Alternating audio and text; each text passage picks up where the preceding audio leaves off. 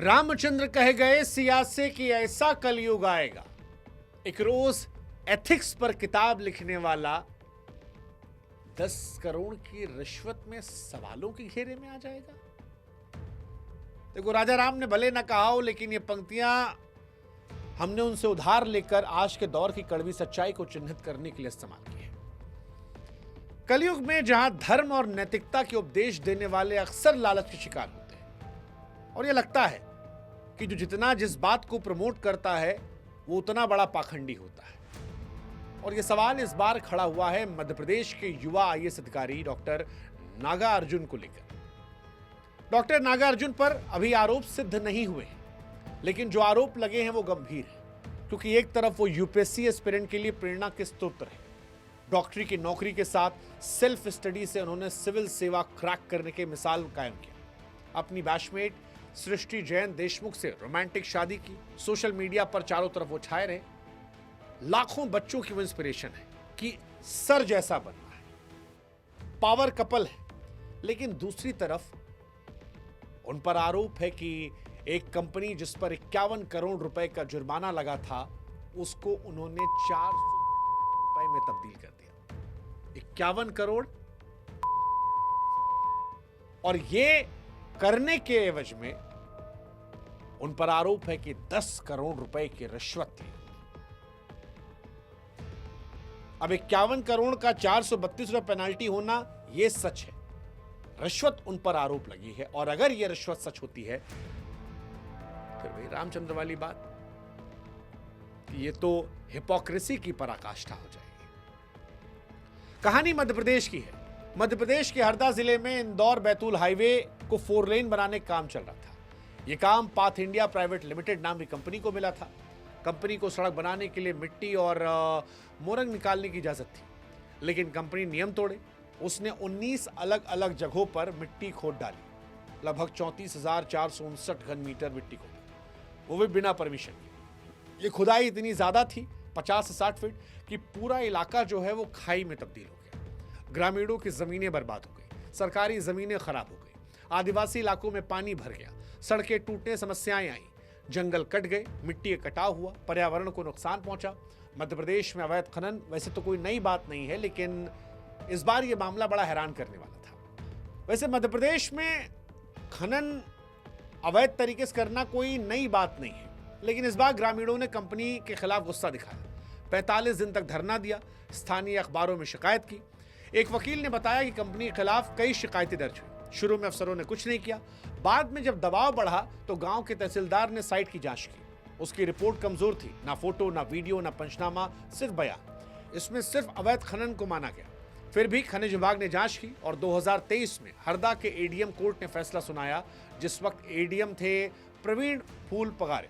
Court ने company पर 51 करोड़ 67 लाख रुपए का जुर्माना लगाया, जिसमें 25 करोड़ 83 लाख अवैध खनन के लिए था, और इतना ही पैसा पर्यावरण को नुकसान पहुंचाने के लिए भी। अब यह जुर्माना था क्योंकि कंपनी ने ठेके का गलत फायदा उठाकर माफिया जैसा खेल खेला, लेकिन कंपनी ने पैसा नहीं चुकाया।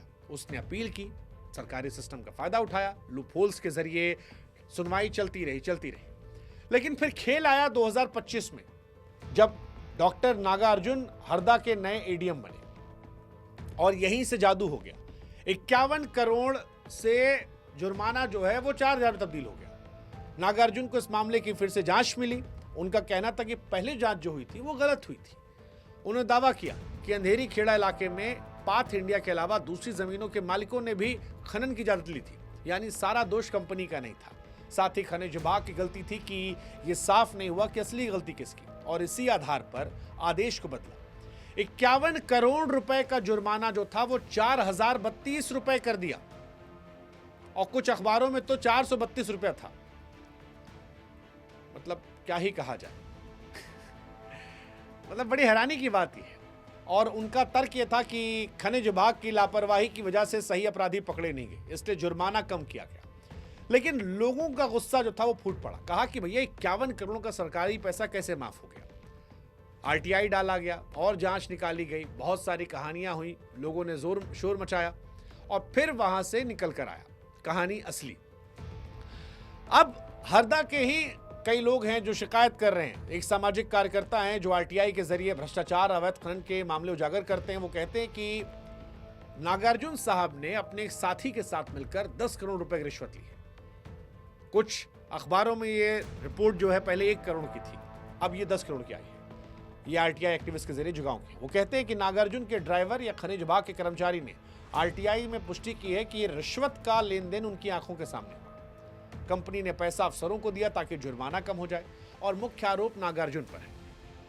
इसमें हरदा के पूर्व कलेक्टर का भी नाम सामने आया, ऋषि गर्ग उनका नाम है। प्रवीण पगारे जो 2023 में एडीएम थे, उस जांच से जुड़े थे। ये कहा जा रहा है कि 51 करोड़ का नुकसान पहुंचाने के बाद इतना बड़ा भ्रष्टाचार इतने कम में हो गया, ये उससे बड़ा भ्रष्टाचार है। यानी एक भ्रष्टाचार हुआ वहां पर, फिर उसको कवर करने के लिए भ्रष्टाचार किया गया। फिलहाल सोशल मीडिया पर यह मामला तूल पकड़ा है। लोग कह रहे हैं कि भैया क्या कलयुग है, एथिक्स पर किताब लिखिए, वही सबसे बड़े भ्रष्ट। सरकारी दफ्तरों में भ्रष्टाचार की चर्चा जो है चल रही है, और खास तौर पर यह आईएएस साहब की कहानी क्योंकि बड़ी फैंसी थी। डॉक्टर नागार्जुन जो है वो कोई साधारण अफसर नहीं थे, बड़ी इंस्पायर करती थी यूपीएससी छात्रों को। कर्नाटक के रहने वाले, Rajiv Gandhi University of Health Science से एमबीबीएस किया, उसके बाद यूपीएससी की तैयारी शुरू की। दिन में 9:30 से 4:30 काम करते थे, 6 घंटा पढ़ते थे, कोचिंग ली नहीं, सेल्फ स्टडी से यूपीएससी पास किया, 418 रैंक आई थी। मणिपुर गए, वहाँ से शादी के बाद मध्य प्रदेश आ गए। फैन फॉलोइंग ज़बरदस्त है, खूब वीडियोस इनके वायरल होते हैं कि भैया कैसे बिना यूपीएससी के इन्होंने क्रैक किया। यूपीएससी छात्र अपना आइडल मानते थे, डॉक्टर से आईएएस तक का सफ़र सेल्फ स्टडी से, कितनी बड़ी बात है। भाभी जी के बारे में खूब बात चलती है, लव स्टोरी की, दोनों पावर कपल है, वो भी पोस्टेड है। अब ये कपल किताब लिखा एथिक्स पर यूपीएससी के लिए, काफ़ी मशहूर हुई किताब भी। अब लोग कह रहे हैं भैया सवालों घेरे में, क्योंकि जो नैतिकता सिखा रहा था उस पर रिश्वत का इल्ज़ाम है, और ये कहानी बड़ी हैरान करने वाली है। खैर, ये कोई नया मामला नहीं है। मध्य प्रदेश में जैसा हमने कहा लंबा इतिहास है, मध्य प्रदेश में ये होता रहता है, लेकिन इस बार जिनका नाम सामने आया है वो परेशान करने वाला है। और अगर ये आरोप सही साबित होते हैं तो इनका करियर तो खतरे में है ही, लेकिन लोगों को भी दुख होगा कि यार वो आदमी जो इंस्पिरेशन था वो इस हद तक चला गया। इनको सस्पेंशन या जेल हो सकती है। हालांकि अभी मामला जांच पड़ताल में है, सरकारी दफ्तरों में इस पर मंथन चल रहा है, पक्का अभी इसको लेकर कुछ आया नहीं। लेकिन इस कहानी से ये सीख मिलती है कि नैतिकता की किताब लिखना आसान है, जिंदगी में उतारना मुश्किल। भगवान राम कह गए थे सच्चाई कर्मों में दिखनी चाहिए,